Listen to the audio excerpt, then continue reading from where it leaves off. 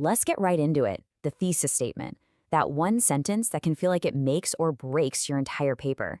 A lot of people see it as this monster you have to wrestle with. But what if it's not a monster at all? What if it's actually the key to unlocking a really powerful, persuasive argument? Stick around, because I'm going to show you exactly how.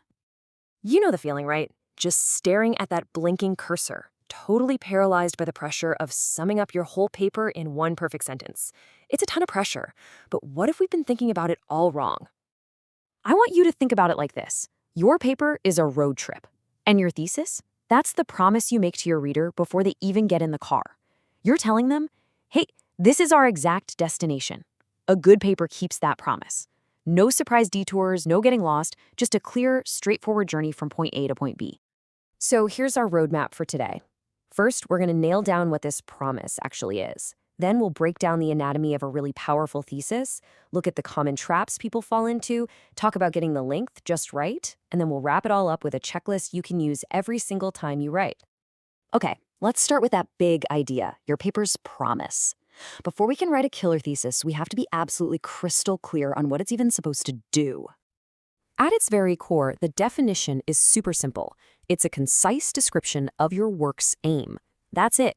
It's the what and the why of your paper all boiled down into one powerful idea.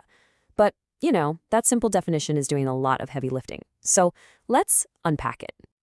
So what does that actually mean in practice? Well, a great thesis is like the glue that holds your entire essay together. It also puts a fence around your topic so you don't end up trying to solve all the world's problems in 5 pages. And this is crucial. It expresses your specific claim. It's not just a fact, it's your argument. And by putting it right there at the end of the intro, you're literally handing your reader a map for the journey ahead. Okay, so we get what it is, but how do we write one that's actually, good? This is where we get into the fun stuff. How to turn a flimsy, weak idea into a thesis that has some real muscle. It really all comes down to these 3 things. A strong thesis isn't wishy-washy, it takes a firm stand. It's interesting enough that someone would actually want to read a whole paper about it. And it's sharp and focused, not vague and broad. Let's see what that looks like in the wild. This is the perfect example of just an observation versus a real argument. The weak statement, well, it just says there are pros and cons. The reader is just going to think, okay, so what? But the strong version? It makes a bold, decisive claim. This supplement is dangerous because it causes muscle loss. See? Now you've got a specific, debatable point you have to prove. Your thesis also has to pass what I like to call the who cares test. My family is an extended family. Okay, that's a fact. It's not an argument. There's nothing to really explore there. But look at the strong version. It introduces this fascinating conflict. It challenges a common American viewpoint and bam, the reader is immediately curious. That is what justifies an entire paper. And finally, you have to be specific. Look, you can't solve world hunger in a single paper. It's just way too broad. The strong thesis zooms right in on one specific place, glandulinia, and 2 specific causes, not enough jobs and bad soil. That focus is exactly what makes your argument manageable, and in the end, way more powerful. Now that we know what to do, let's flip it around and look at what not to do. Honestly, knowing the common mistakes is one of the fastest ways to get better at this. So think of this next part as your avoid at all costs checklist. Here they are, the big 7 traps. First, your thesis needs to be a statement, not a question. It's the answer. Second, we just talked about this. It has to be an arguable claim, not just a fact. And please, avoid announcements like, in this paper, I will discuss. Just get right to the point. And, like we just saw, you gotta find that sweet spot with scope. Not too broad, but not so narrow there's nothing to say. And finally, for most essays you'll write, keep it to one punchy sentence. So that last point brings up a really common question.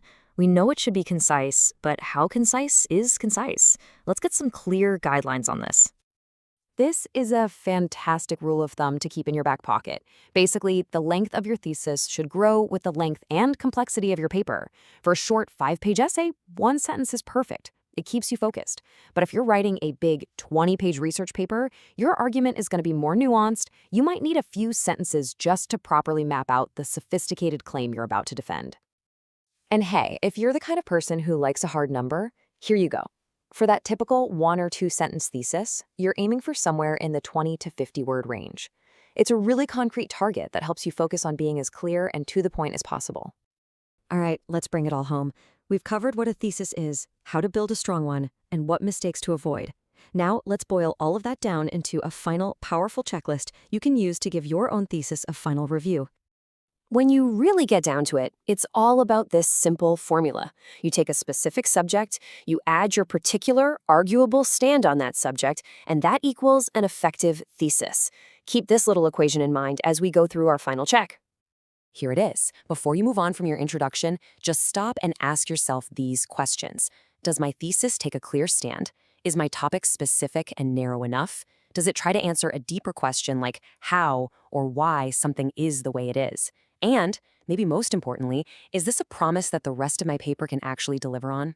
If you can say yes to all of these, you are in great shape. So, the next time you sit down to write, don't think of the thesis as this huge hurdle. Think of it as your declaration of intent. It's the moment you plant your flag and say, this is where I'm going. Your paper is a journey, and a great thesis makes sure it's a journey worth taking for both you and your reader.